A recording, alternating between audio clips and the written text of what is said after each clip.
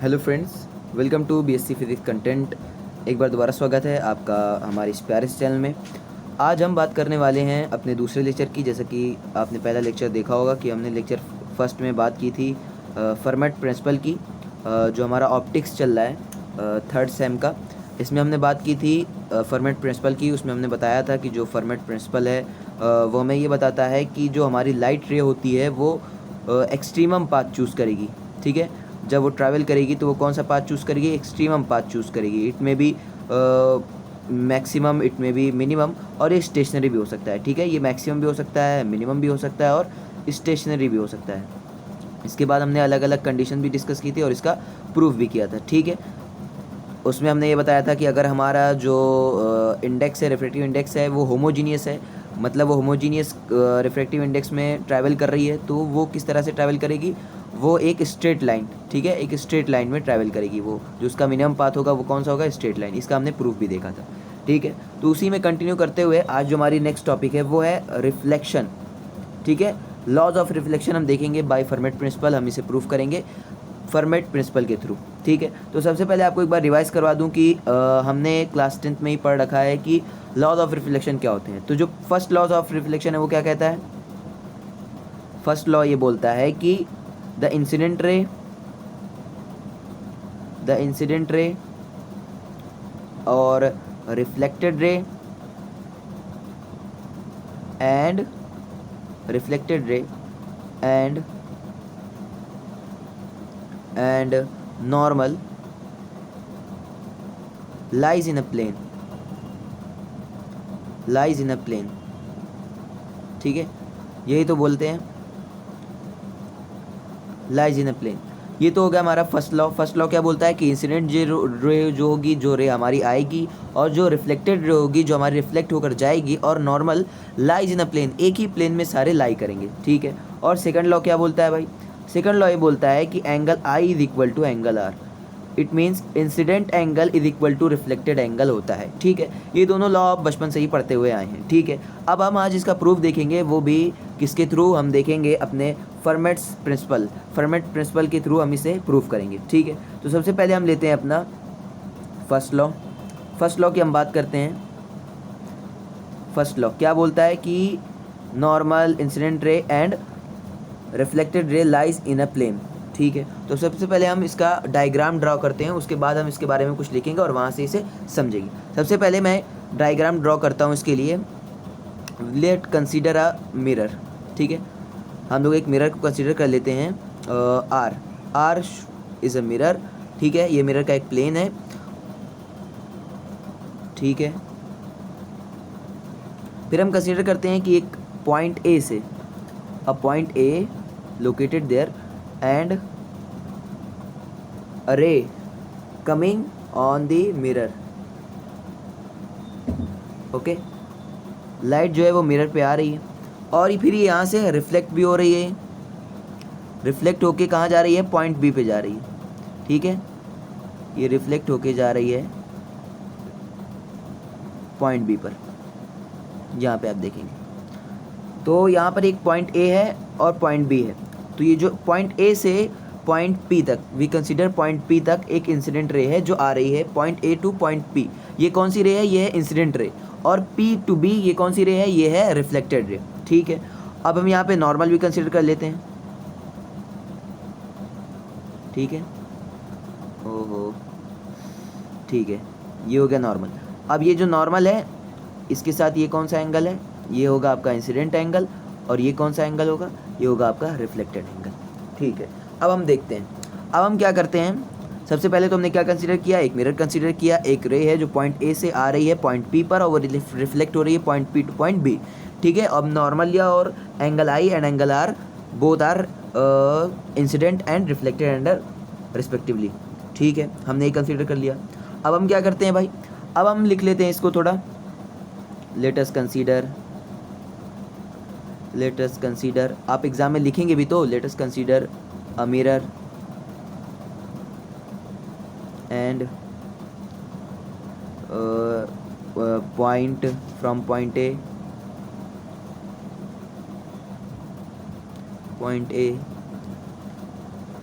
a ray coming और एक coming two point P and reflected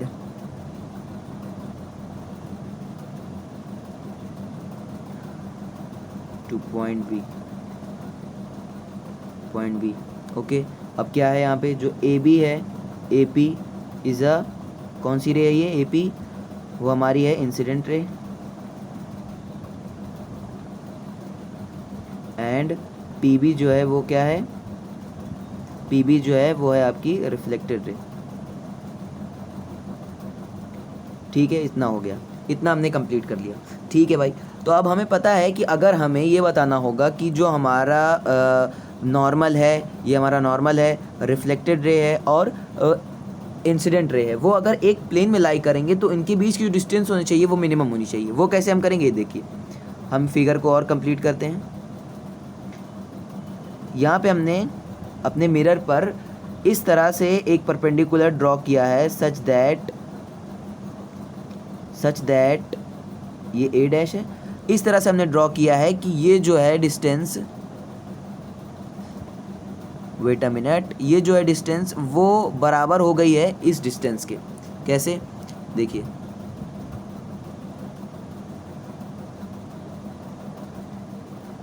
ये जो डिस्टेंस है ना, ये जो था AP वो बराबर हो जाएगा A डैश P के, मतलब ये और ये इक्वल हो जाएंगे। वहीं पर अगर मैं इसे कंसीडर कर लूँ, कंसीडर कर लेते हैं हम इसे के, तो जो AK है वो भी A डैश के इक्वल हो जाएगा, और जो PA है वो PB के भी इक्वल हो जाएगा। ये चीज़ आप देखेंगे, ठीक है, ये होगा यहाँ पर, ये चीज़ होगी। किस तरह से? सबसे पहले हमने इस तरह से इस पे नॉर्मल ड्रॉ किया है कि जो AK है वो A डैश के इक्वल हो गया और AP जो है वो A डैश P के इक्वल हो गई। अब जब AK और A डैश P A के इक्वल हो जाएगा तो क्या होगा, यहाँ से ये जो लाइन है ना, ये जो A डैश P है और PB है वो एक स्ट्रेट लाइन बन जाएगी। It means PB plus A dash P make a straight line, एक स्ट्रेट लाइन ये बना लेंगी। अब जब ये एक स्ट्रेट लाइन बना लेंगी तो हमें पता चल गया कि इनके बीच की जो डिस्टेंस है वो मिनिमम हो गई। हमें पता है कि रे जो मिनिमम ट्रैवल करती है ये किसके मिनिमम पाथ अगर चूज़ करिए तो वो किसका लॉ है, ये फर्मेट्स का लॉ है। और यहाँ से हमें पता चल गया कि ये जो रिफ्लेक्टेड रे है वो एक ही प्लेन में है, यानी कि जो इंसिडेंट रे है, रिफ्लेक्टेड रे और नॉर्मल वो एक ही प्लेन में। ठीक है, तो अब हमें यहाँ पर कुछ लिखना होगा, हम थोड़ा लिखते हैं जो हमने प्रूफ किया अभी। ठीक है, क्या लिख लेते हैं यहाँ पर, लेट्स टेक, हमारा जो मीडियम है, लेट्स टेक मीडियम होमोजीनियस है, मतलब जो थ्रू आउट, मतलब जब इंसिडेंट रे है, रिफ्लेक्टेड रे है तो उसमें मीडियम चेंज नहीं हो रहा है, वो सेम मीडियम है। कंसिडर कर लीजिए कि एयर ही है। ठीक है, तो let's take medium homogeneous medium है। ठीक है, और हमें पता है फ्रॉम फर्मेट्स प्रिंसिपल और Fermat's law, we have to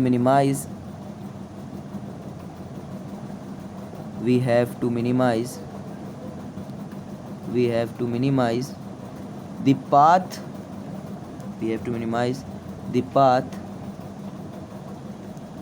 AP plus BP। ये देखिए AP प्लस BP कौन सा पाथ है, फिर से देखिए AP प्लस BP इस पाथ की हम बात कर रहे हैं, क्योंकि अगर हमें मिनिमम चाहिए, जो हमारी लाइट ट्रैवल कर रही है मिनिमम, तो उसके लिए हम क्या करेंगे, उसके लिए हम ये AP प्लस BP को मिनिमम कर देंगे। ये AP प्लस BP मिनिमम होनी चाहिए। फिर देखिए आगे बढ़ते हैं, AP प्लस BP मिनिमम होनी चाहिए, मिनिमाइज़ करना है हमें, तो हम कैसे मिनिमाइज़ करेंगे, तो हमने क्या किया भाई, नाउ ड्रॉ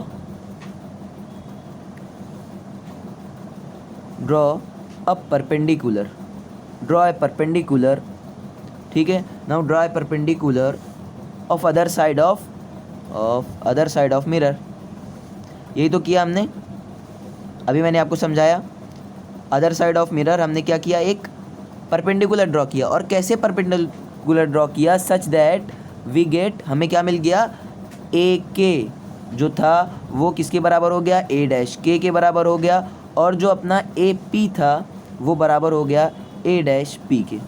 ठीक है, अगर ये दोनों इक्वल हो गए thus we get a straight line, फिर हम यहाँ क्या लिख सकते हैं, thus we get a straight line,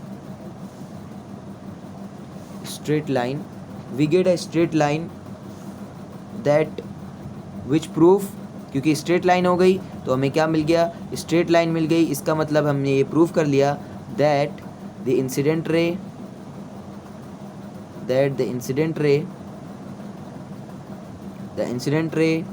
and the reflected ray and the normal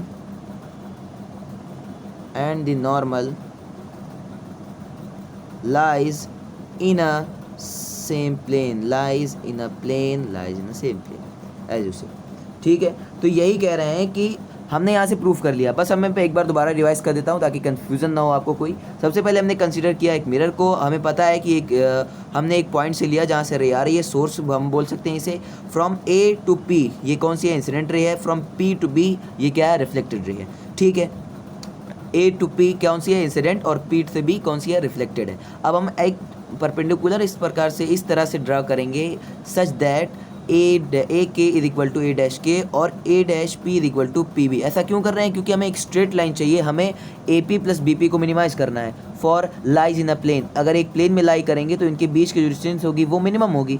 अब उसके लिए हम क्या करेंगे, उसके लिए हमने एक परपेंडिकुलर ड्रा किया और इस तरह से ड्रा किया कि जो हमारी कंडीशन है वो फुलफिल हो गई फॉर ए स्ट्रेट लाइन। अब अगर ये स्ट्रेट लाइन के लिए फुलफिल हो गई तो हम क्या मिल गया हमें, which prove that the incident ray and the reflected ray and the normal lies in a plane.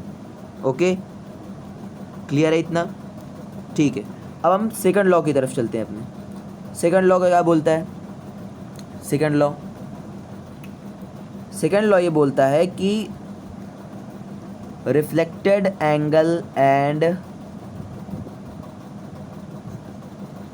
Angle of reflection is equal to angle of incident, या angle of incident is equal to angle of reflection. यही होता है कि जो light आ रही है वो reflect होके जिस एंगल पे जा रही है वो दोनों का एंगल क्या है, सेम है। यही होता है। अब हमें ये प्रूफ करना है। ठीक है भाई, अब इसे प्रूफ करते हैं।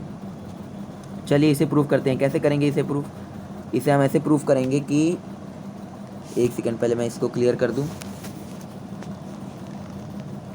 हाँ, तो अब रिफ्लेक्टेड के लिए हम कैसे प्रूफ करेंगे, जो दोनों एंगल इक्वल होते हैं, angle I is equal to angle R. उसके लिए फिर से मैं एक फिगर को ड्रॉ करूँगा।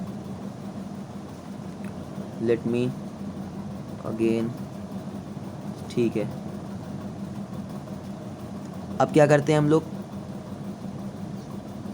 फिगर को ड्रॉ करेंगे। मैंने क्या बताया था कि हमारा मिरर है, ये मिरर है, लाइट पॉइंट ए से आ रही थी, ये मैंने ले लिया पॉइंट ए से लाइट आ रही थी फ्रॉम पॉइंट पी पर। ठीक है, और फिर ये रिफ्लेक्ट होकर कहाँ तक जा रही थी, पॉइंट बी तक। ठीक है, पॉइंट बी। ठीक है, फिर हमने यहाँ पे ड्रॉ किया था, पहले नॉर्मल ले लेते हैं। ठीक है, नॉर्मल, ये नॉर्मल हो गया। ठीक है, ये ए और फिर बी से बी, इस पे पहले हम फिगर को कंप्लीट करते हैं। हमने कंसीडर किया कि जो ये पॉइंट पी है इसके बीच की डिस्टेंस कितनी है, हमने कंसीडर कर लिया कि इसके बीच की डिस्टेंस है x। ठीक है, और फिर इस पूरे की डिस्टेंस कितनी है, यहाँ से यहाँ तक की डिस्टेंस है इसकी d, हमने ये कंसीडर कर लिया। ठीक है, यहाँ से यहाँ तक की इसकी डिस्टेंस है d, और फिर यहाँ से डिस्टेंस कितनी हो गई इसकी d, तो ये डिस्टेंस कितनी हो जाएगी, इसे मैं कोई नाम दे देता हूँ। जैसे हमने यहाँ नाम दिया था k, इसे नाम देते थे हम लोग l। तो जो के पी है वो है x, तो पी एल कितना हो जाएगा, वो हो जाएगा d माइनस एक्स। ये तो ईजी है भाई, ये तो पता चल गया आपको।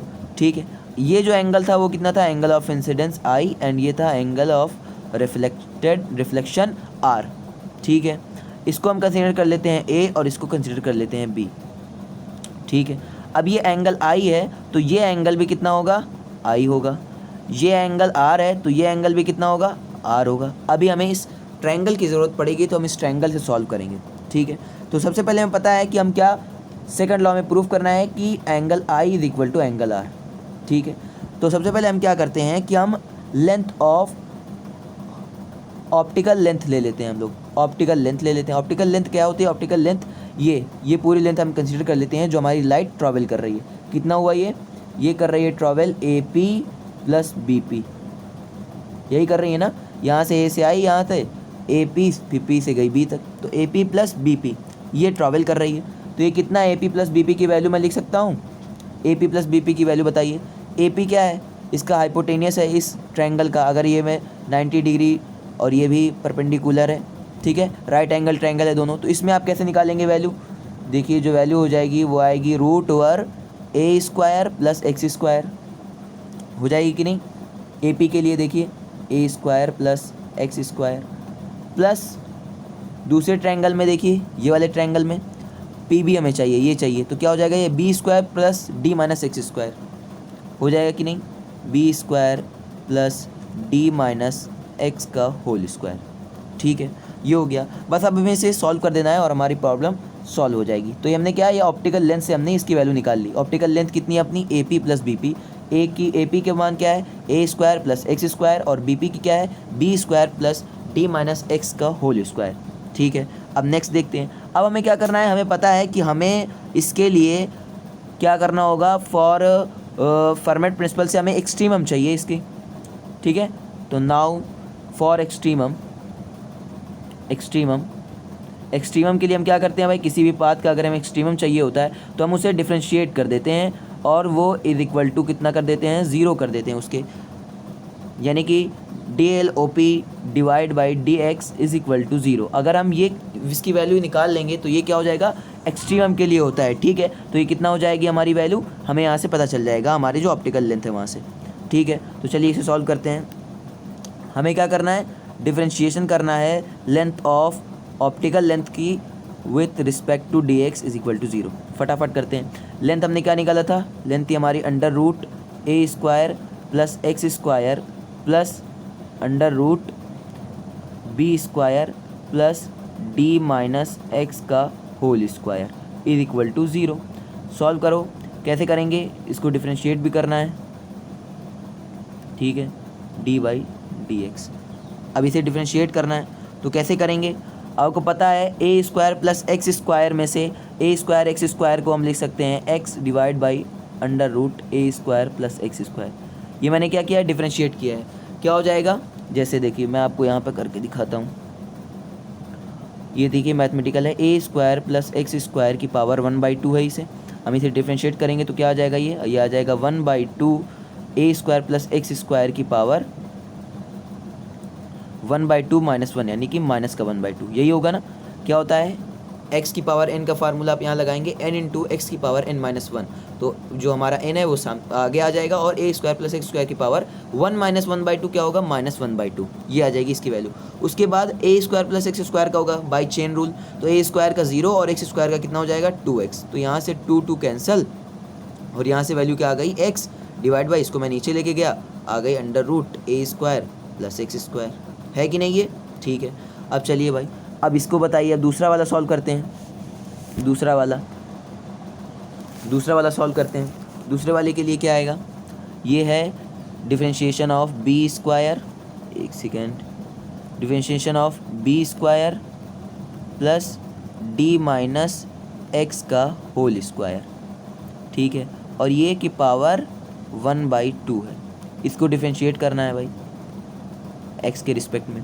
कैसे होगा भाई, सबसे पहले हम क्या करेंगे, 1/2 आ जाएगा, सबसे पहले इस पूरे को हम x कंसीडर कर लेते हैं, आपको चेन रूल तो पता ही होगा डिफरेंशिएशन, तो 1/2 आगे क्या हो जाएगा, ये B square plus D minus X का होल स्क्वायर की पावर माइनस 1/2 हो जाएगा। फिर ये बी स्क्वायर का क्या हो जाएगा, बी स्क्वायर का फिर से हो जाएगा 0, डी माइनस एक्स स्क्वायर में से क्या हो जाएगा 2d माइनस एक्स, बिल्कुल हो जाएगा, क्योंकि हम इसे भी x कंसीडर करेंगे, ये x की पावर n है, यानी कि 2x की पावर n माइनस 1, 2 माइनस 1 1 हो जाएगा, और जो यहाँ पे d है वो फिर से 0, क्योंकि d कांस्टेंट है, लेंथ है, माइनस x का क्या हो जाएगा, -1 हो जाएगा, ठीक है। ये समझ में आया। अब क्या होगा, फिर यहाँ से 2 कैंसिल, तो क्या हो जाएगा, ये हो जाएगा डी माइनस एक्स माइनस यहाँ पे divide by root over B square plus D minus X का होल स्क्वायर, यही होगा। हाँ ठीक है, अब क्या करते हैं हम, डी माइनस एक्स है यहाँ पर, तो ये हम इसे करेंगे, ये इक्वल टू चल रहा था यहाँ पर, माइनस यहाँ पे 0 है ना, यही वाला, X divide by under root A square X square. अब इसकी वैल्यू क्या आई, अभी हमने यहाँ पे निकाला माइनस का D minus X divide by under root B square plus D minus X का होल स्क्वायर। ठीक है, अब क्या करेंगे, इसे हम कर लेते हैं plus that X divide by under root A square plus का X square is equal to D minus X divide by B square plus D minus X का होल स्क्वायर। अब थोड़ा पीछे चलिए, हम देखते हैं कि हमारी ये कौन सी वैल्यू मिल रही है। यहाँ पर अगर आप देखेंगे तो अगर मैं यहाँ पे साइन का फंक्शन लूँ तो साइन इज इक्वल टू क्या होता है, साइन आई अगर मैं लूँ तो क्या हो जाएगा, ये परपेंडिकुलर डिवाइड बाई बेस, यही होगा ना, परपेंडिकुलर डिवाइड बाई हाइपोटेनियस होता है, डिवाइड बाई हाइपोटेनियस सॉरी। ठीक है, तो परपेंडिकुलर क्या है अपना, एक्स डिवाइड बाई हाइपोटेनियस क्या हो जाएगा, X square plus X square हो जाएगा ना, ये A square plus X square. Sine R देखिए इस ट्रायंगल में, साइन आर की वैल्यू क्या हो जाएगी, साइन आर की वैल्यू हो जाएगी परपेंडिकुलर डिवाइड बाय हाइपोटेनियस। तो परपेंडिकुलर क्या है, डी माइनस एक्स, और हाइपोटेनियस क्या है, under root B square plus D minus X का होल स्क्वायर। ठीक है, तो इसे आप इक्वेशन 1 और इक्वेशन 2 कंसीडर कर लीजिए। तो from equation 1 and 2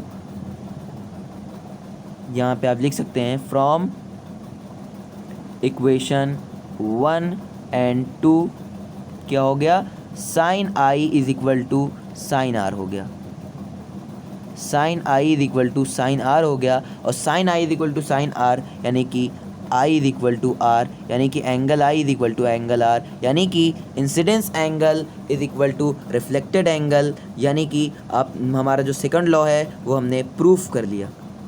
second law क्या था रिफ्लेक्शन का, सेकंड लॉ ये बोल रहा था कि हमारा जो लॉ ऑफ रिफ्लेक्शन का सेकंड लॉ क्या बोल रहा था कि जो हमारा एंगल ऑफ इंसिडेंस है वो एंगल ऑफ रिफ्लेक्शन के बराबर होता है, और हमने यहाँ से देख भी लिया। ठीक है, इजी है, आप इसे प्रैक्टिस करेंगे, आप इसे दोबारा देखेंगे तो आपको समझ में आ जाएगा। ठीक है, तो आई होप आपको वीडियो पसंद आई होगी। अब अगली वीडियो में हम इसी फॉर्मेट प्रिंसिपल से रिफ्रैक्शन को प्रूफ करेंगे। अभी तो ये रिफ्लेक्शन के दोनों लॉस थे, हम उसमें रिफ्रैक्शन को भी प्रूफ करेंगे। तो अगर आपको ये वीडियो पसंद आए तो लाइक शेयर जरूर करें और चैनल को सब्सक्राइब करें।